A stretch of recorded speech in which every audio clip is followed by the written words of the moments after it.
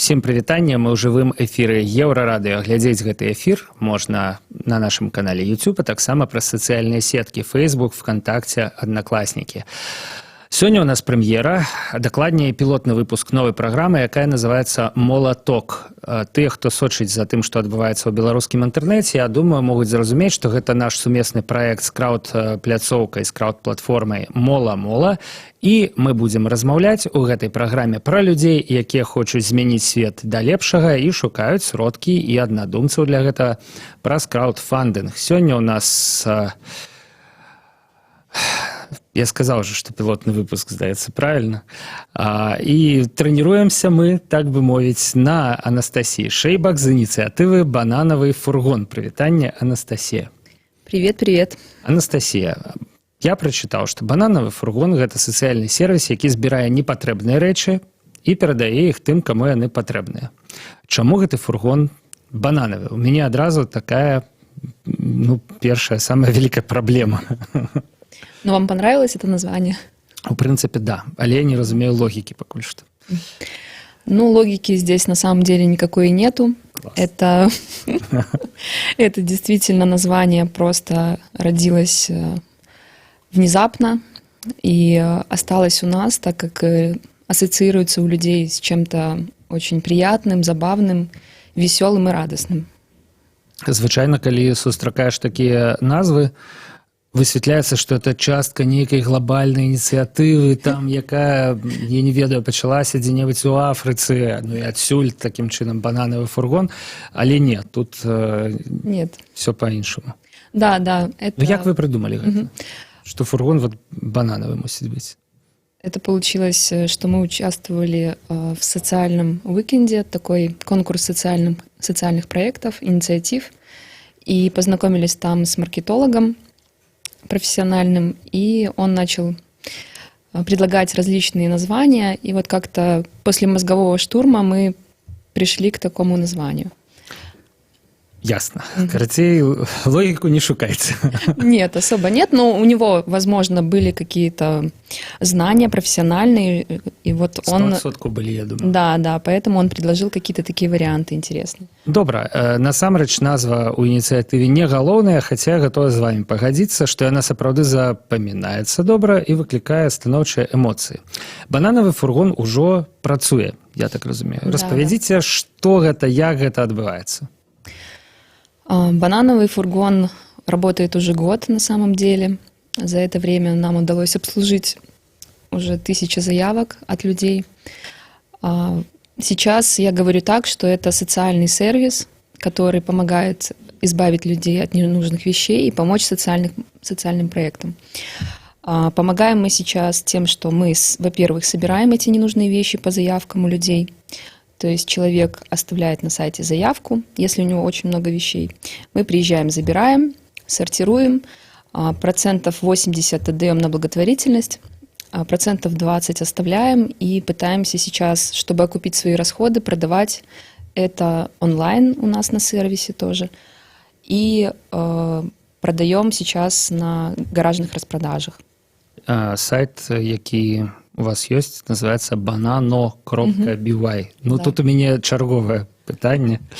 Насамрэч, яно вельмі лёгкае, таму што я ведаю чалавека, які валодае сайтам banana.by, і разумею, што перакупіць у яго гэты дамен было абсалютна нерэальна. Там пабудаваны інфармацыйны бізнес суцэльны. banano.by. Значыцца, прыкладна 20% рэчаў, якія застаюцца пасля, я не ведаю, перапрацоўкі і дабрачыннасці, яны зараз акупляюць выдаткі праекта. Навошта тады трэба пачынаць краўдфандинг? Краўдфандинг уже длится давно, поэтому у нас сейчас не своя машина, и нам бы очень хотелось иметь свой фургон.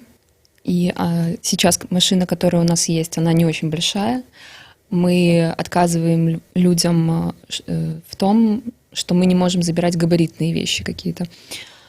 То есть, в принципе, машины нам сейчас хватает, чтобы забрать вещи, одежду, обувь, какие-то книжки, но вот если какая-то мебель, то мы уже не можем ее собрать. А людзі прапануюць нават мэбль. Да. Мебель, шкафы, Цікава. диваны, кровати, все что угодно. Но я сейчас больше стараюсь такие заявки просто сразу предлагать на благотворительность. Возможно, они кому-то понадобятся, кто-то там освобождается из интерната, нужно обставить квартиру. Ну, вот такие у нас бывают тоже. А як вы даведваецеся пра вось гэтых людзей, якія выходзяць з інтэрнатаў? Вельмі цікава, таму што пару тыдняў таму у нас ледзь не кожны дзень была тэма, звязаная з вось выпускнікамі інтэрната, з тым, як яны ўладкоўваюцца ў жыцці. І якраз такі гэтыя тэмы былі прысвечаныя таму, у якіх умовах гэтыя людзі жывуць, ну, і што ім прапануе дзяржава, і як ім, ну, сапраўды складана ў такіх умовах, ну, я не ведаю, жыць, а не існаваць, да? Як наладжаныя гэтыя кантакты, як гэта робіцца? У нас. Ну, я думаю, что по моему опыту, что у таких людей даже больше проблема в социализации какой-то, чем в каких-то вещах, на самом деле. А у меня опыт, что я работала в благотворительной организации 4 года, и за это время реализовывала благотворительные проекты, и сложился круг контактов, которыми я пользуюсь. Также я являюсь волонтером в новинках во взрослом интернате. Поэтому очень просто собрать всех бывает. Я сейчас как-то даже активизировала телеграм-канал и собираю туда кураторов каких-то социальных инициатив и выкидываю туда вещи, что вот габаритные. Телевизор, там диваны, что-нибудь такое сразу предлагаю туда, потому что они больше в курсе, что кому необходимо. А наколькі вось гэтыя інтэрнаты, яны ахвотна працуюць з сацыяльнымі ініцыятывамі? Я патлумачу, чаму. Я пытаюся, таму што часам даводзіцца чытаць ізноў жа ў прэсе такія артыкулы накшталт «Мы хацелі дапамагчы, сабралі там рэчы, я не ведаю, цацкі, цукеркі, а нам сказалі, нам тут нічога не трэба, едзьце лесам там». Ну, у нас таких проблем не было, но мы очень осведомлены о потребностях этих инициатив. Ну, интернатов, бывают многодетные тоже какие-то семьи, организации, которые тоже патрулируют это все. Ну и вот если целенаправленно собирать вещи, как мы это делаем, я думаю, это... Ну, у нас не было такого, чтобы, вы знаете, нам это не надо. Просто... Они сами оставляют заявку нам. Вельмі цікава, як вы сталі для іх сваімі. То бок ёсць нейкія людзі, якіх яны не ўспрымаюць, як сваіх успрымаюць наадварот, ну я не ведаю, чаму канкрэтныя абставіны тут мы не будзем абмяркоўваць, але вы нейкім чынам сталі для іх сваімі, яны разглядаюць вас як ну, дапаможнікаў рэальных. Что касается государственных учреждений, ну, возможно, да, мой опыт какой-то, что я туда хожу, волонтерю, я примерно знаю, что и как, и с администрацией немножко общаюсь. Бо гэта была доўгая дарога, і гэта робіцца праз уласны унёсак, ну, праз уласнае волонтерство. Да, я думаю, принести вещи — это самое простое, что можно сделать в таком случае. А уже если ты уделяешь свое время, больше своего времени, то тебе это окупится в любом случае. Какая бы ни была адміністрацыя. Я гатовы пагадзіцца, да. Прынесці рэчы найхутчэй гатовыя шмат людзей, а самому пайсці ў інтэрнаты там нешта зрабіць ужо сапраўды не шмат. Я так разумею, што бананавы фургон гэта не першая ваша, ну, такая дабрачынная дзейнасць. То бок да таго яшчэ былі нейкія праекты. Проекты были в рамках той организации, где я работала, поэтому, да, был такой инклюзивный театр «Радость». Вот там руководитель Александр Жданович, Маляваныч, если вы помните такого. Маляваныч, из да. Колыханки. Вот так стало зразумело. Да, актер русского театра. Ну, и тоже была хорошая инициатива такая. Он до сих пор занимается, но моя задача состояла в том, чтобы тоже собрать деньги именно на оборудование для театра. Там играют дети тоже с разными отклонениями, особенностями с тоже интерната в новинках детского. А еще у нас был такой проект «Веселые ребята». Это тоже со взрослого интерната, музыкальный коллектив, где ребята там участвуют. И мы делали для них Евротур. Они ездили на гастроли, они побывали в Варшаве, в Берлине, во Франции, забрались на Эйфелеву башню. Вот такой вот был у них экспириенс, как говорится. Круто. Угу. Давайте перейдем до самой крауд-кампании. Угу. Дарэчы, спасылка на крауд-кампанію ёсць на сайце Еўрарадыё. Не паўсюль у сацыяльных сетках, дзе вы можете зараз глядзець гэты эфір, не там, дзе вы яго слухаеце, натуральна, таму што перадаць туды спасылку нельга. Заходзьце на сайт Еўрарадыё, і там можна знайсці гэтую кампанію.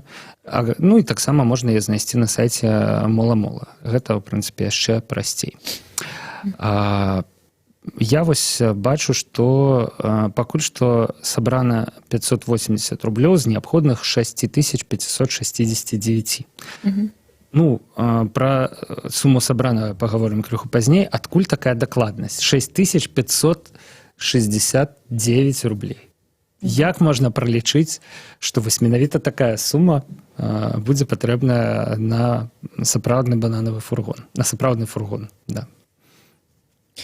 Ну, я не хочу разбивать ваши иллюзии, но тут просто такие моменты, как налоги, вот и все. Поэтому мы просто впритык подошли, что нам этой суммы хватит, и мы уже не будем там сверху оплачивать суммы, которые нам дозволено в рамках нашего законодательства. У вас ёсць ужо на прыкмеце нейкі конкретный фургон, значится, да? Угу. Вы вот сур'ёзна падыходзіце да справы. Это не нейкая абстрактная штука. Ну, а што вось вы кажаце разбіваць мае ілюзіі? Калі вы падлічылі все як трэба, і атрымалася 6569 рублёў, это наадварот як бы паспрыяе маёй упэўненасці ў вашай сур'ёзнасці. Вось так скажам. А калі не сакрэт, вось, ну, я думаю, што наша праграма мусіць не толькі распавесці ўсім пра вашу ініцыятыву, але яшчэ і тым, хто збіраецца, напрыклад, займацца краудфандынгам, даць нейкі ваш каштоўны досвед. Вось, якія вы улічылі там падаткі, я не ведаю. Што трэба ўлічыць у гэтую суму, каб выніку не атрымалася менш, чым хацелася? Ну, вообще все условия можно изучить на сайте Мола-Мола. Там очень понятно все расписано. На любые вопросы есть ответы. И там я просто не помню уже точно, до какой суммы у нас там уже не действует налогообложение, что вы не попадете под то, чтобы заплатить налог. Там написано на сайте. Я уже точно не помню. Ну, то бок, трэба скарыстацца, там, я не ведаю, гуглом и сайтом Мола-Мола. Всё ж таки. Да. Я могу, конечно, сейчас зайти. Можно вам сказать. Ну, ладно, уже, в принципе, во всех... Нет, для тех, кому нужно этим воспользоваться, таким сайтом, краундфандингом, это, я думаю, важно. Просто я думаю, что коли человек не зможет сам открыть сайт Мола-Мола, ну, да. Може лепш крыху пачакаць з краудфандынгом, разобраться с некими. Ну, тогда я скажу, что не бойтесь. Простыми речами. Да, действуйте и просто оставляйте любые свои идеи, если вы считаете, что они достойны реализации на сайте. Ці робіце вы што-небудзь адмысловае дзеля таго, каб прасоўваць гэтую кампанію да людзей? І як? Ну, вось акрамя таго, што вы прыйшлі да нас, вялікі дзякуй. Спасибо. Мы сейчас практически не занимаемся продвижением этой компании. Летом мы начинали собирать активно деньги, потому что у нас не было вообще никакого транспорта. И для нас это было очень важно. Люди оставляли заявки. Людям это очень, очень важно. У людей очень много вещей, оказывается. Я сама об этом не знала. Но это просто иногда поражает, сколько люди хранят вещей. И ну, в принципе, они очень готовы всем этим поделиться. Поэтому... Але няма магчымасцяў і Да. інфраструктуры для того, каб усё гэта забраць у іх. Да. Ну, то есть уже очень-очень такие ответственные и осознанные люди прям привозят на склад. Уже вот. Ну, вы кажаце, што не было машын увогуле, так што Да. атрымалася на метро ездзілі там, я не ведаю, да гэтых людзей. Нет, мы не собирали вещи, мы прозвонили всех, что вот такая ситуация, пока у нас не получается. Мы больше даже надеялись на наших клиентов, что они нам помогут собрать деньги на фургон, потому что первая компания наша была на базе Улья, Улибай, есть такая краудфандинговая платформа, но она предполагает, что мы собираем деньги, а взамен мы отдаем какие-то подарки. Так. То есть должны как-то наших Донараў. дарителей, да, доноров отблагодарить. Ну так, это вельмі распаўсюджаная практыка, насамрэч, на краудфандинговых платформах. На моле-моле не так, да? На Да, моле-моле? да. На Мола-Мола все просто, вот ничего не надо, просто запиливаешь всю компанию и собираешь спокойно деньги, не надо ломать голову, какие подарки, с кем надо мне сотрудничать, что мне нужно предложить, чтобы заинтересовать этих людей. Ну, мне здаецца, вы маглі прапанаваць што заўгодна гэтым людзям. 5% ад вопраткі, я не ведаю, самы галоўны прыз. Да, вот, кстати, был такой подарок, и я не знаю, что нам помешало собрать деньги там, но мы не собрали. А як лепш, з падарункамі ці без падарункаў? Я считаю, вот без подарков. То есть Ну, люди... это для вас, як для арганізатора кампаніі, зразумела, не трэба прыдумляць Нет, падарункі. не поэтому, потому что я уже попробовала и то, и другое. Так, і чаму без падарункаў лепей? А мне кажется, люди, ну вот кто уже соберется что-то пожертвовать, они уже конкретно понимают и готовы от себя это оторвать, на что это идет. А тогда, когда ты просто делаешь это ради подарка, иногда, ну, может, процентов, я думаю, 50 доноров на это рассчитывают, ну, это уже как бы ты не особо заинтересован в проекте, а больше заинтересован, наверное, в каких-то... Но это тоже неплохо. Там бывает, ты этим помогаешь хорошим проектам, просто, может быть, тебе это не близко, ты не в теме. А тут это уже наши такие основные клиенты, я думаю, спонсоры, которые действительно понимают, зачем это надо. То бок той, хто гатовы ахвяраваць грошы просто так, ён вам больш падабаецца. Я не ведаю, як бы это сказаць. Нет, я говорю о том, что, скорее всего, это просто человек, который или воспользовался сервисом, или вот знает, что это как-то помогает экологии, то есть вот в этой теме разбирается. Ёсць экалагічны складнік у гэтага праекта. Мы абсолютно не закранули яго пакуль што. Мы толькі вось дапамога, да? А які ён?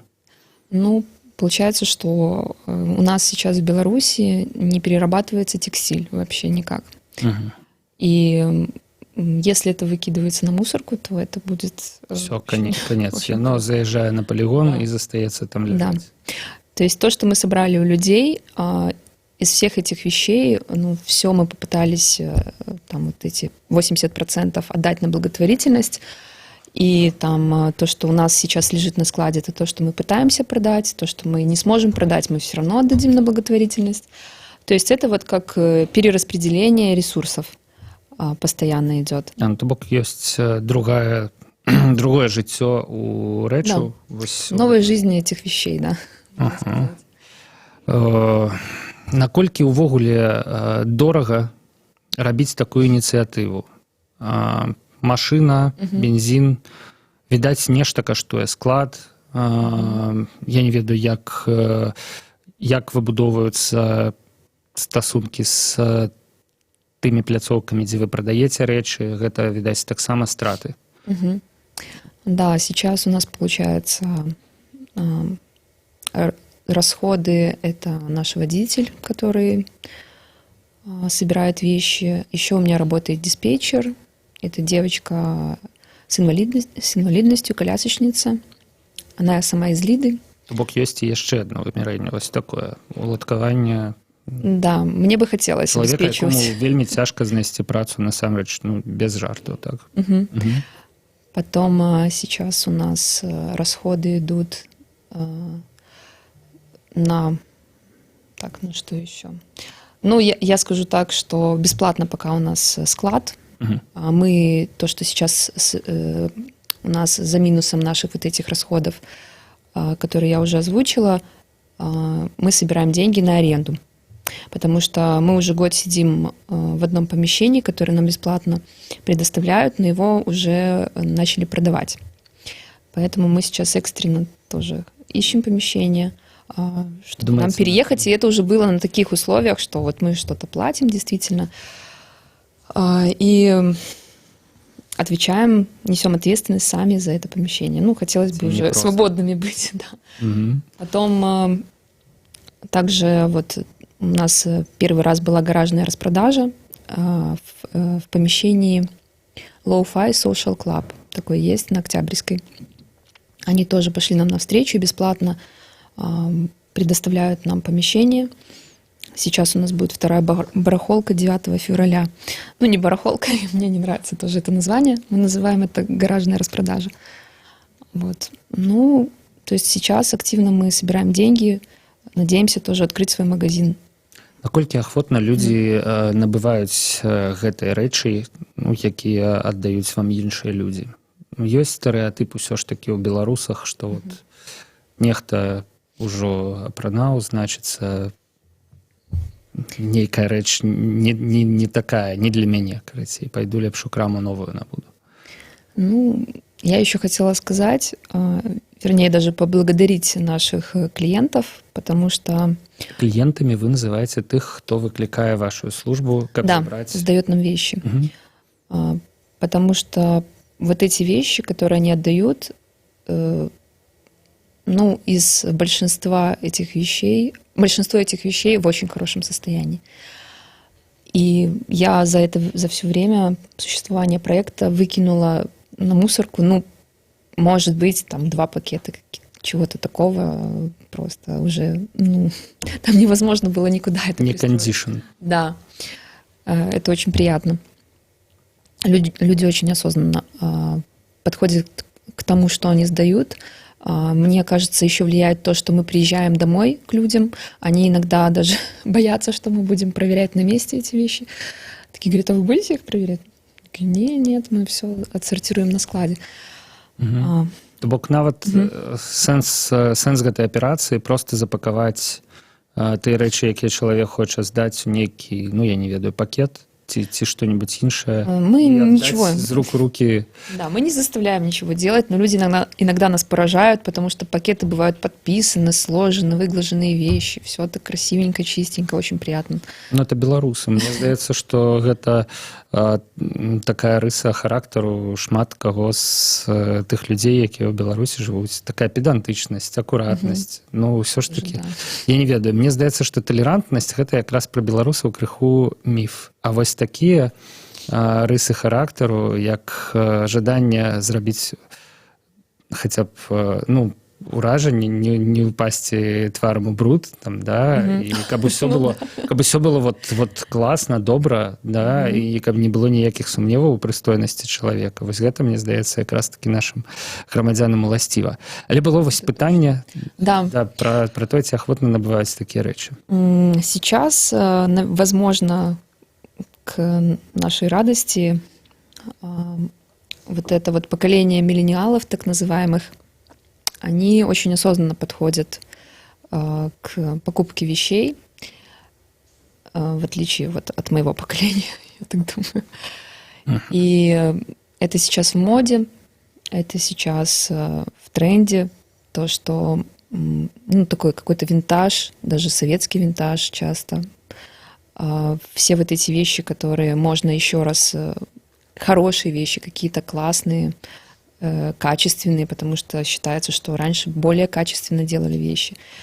Они с удовольствием их покупают. Ну, это такая моя основная целевая аудитория, которая покупает. Также люди, которые заботятся об экологии, они тоже, ну, делают выбор в пользу вторичного использования вещей, если это можно сделать. Мне здавалася, калі шчыра, што ўсё па-іншаму, што Якраз такі ў жыццё нашага пакалення з вами прыкладна прыйшлі з першыя секанды ў нашу краіну, і людзі пачалі наадварот распробаваць, што вось гэта можна танна набыць рэч, якая была ўжо ў карыстанні. А вось якраз такі тыя, хто нарадзіўся ў 90-е, яны як бы ўжо жылі крыху больш забяспечаныя, скажем так, часы, і маглі б грэбаваць секандамі і рэчамі, якія былі ў карыстанні. А вы кажаце, што ўсё ж такі ўсё неяк па-іншаму. Бок вашы пакупнікі гэта, ну, такія 30, умоўна кажучы, гадовыя. Нет, это до 25, на самом деле. Яшчэ больш малодшыя. Да. Поэтому, ладно, я не буду сильно настаивать, что прям вот это только вот эти люди, они такие осознанные. Не только, але... В любом случае есть и там те, кто задумывается об этом. Но я считаю, что это в первую очередь те, кто как-то заботится каким-то образом об экологии, о чем-то задумывается. Вторые — это уже те, у кого нет возможности купить, не хватает средств. Ну и третье — это те, кто, получается, на этой вот теме хайпует, так скажем, современным языком. Это модно, это осознанно, и если это студенты, то у них тоже особо нет много денег, они придут в секонд-хенд, все себе купят, и это уже будет им надолго. Они не сильно забарахляются теперь, как мы в свое время. Это правда, конечно. Я зараз думаю, колькі я мог бы рэчаў ахвяраваць вашай ініцыятыве, і калі шчыра, да, вам спатрэбіцца фургон сапраўдны. Цікавыя вельмі думкі пра тое, што, скарыстаўшыся ініцыятывай «Бананавы фургон», па-першае, гэта дабрачыннасць у чыстым выглядзе, гэтыя грошы забяспечваюць існаванне ініцыятывы, па-другое, гэта магчымасць і сэканоміць, і хайпануць. Да? Паглядзіце, я ў трэндах, паўторнае спажыванне, асэнсаванае. Гэта значыць, я не такі дурачок, як тыя людзі, якія ходзяць у крамы і набываюць готовыя рэчы. А кто ведется на рекламу и на маркетинг. Вось так, сябры. Вось такая класная ініцыятыва сёння была ў гасцях на Еўрарадыё. Абавязкова яшчэ раз вам нагадаю, што спасылкі на краўд-кампанію, якую зараз вядзе праект «Бананавы фургон», каб набыць сабе сапраўдны фургон, таму што зараз гэта легкавік проста звычайны. Так? Да, это такой каблучок. Каблучок. Вось. Абцас, я не ведаю, правда, што ці ёсць, неважно, это уже лингвістычныя такія тонкасці.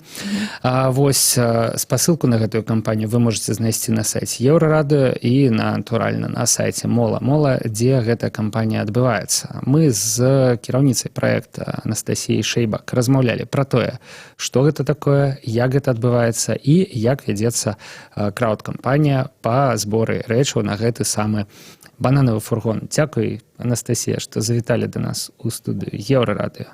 Спасибо вам. Шчыра зычу вам удачы і сыходжу са студыі з ініцыятывы, з думкай у галаве, што, уласна кажучы, ці не пара мне самому выклікаць бананавы фургон для сябе, каб крыху хорошых, классных, але непотребных уже рэчаў пусціць на дабрачыннасць. Можно даже сразу сейчас отдать.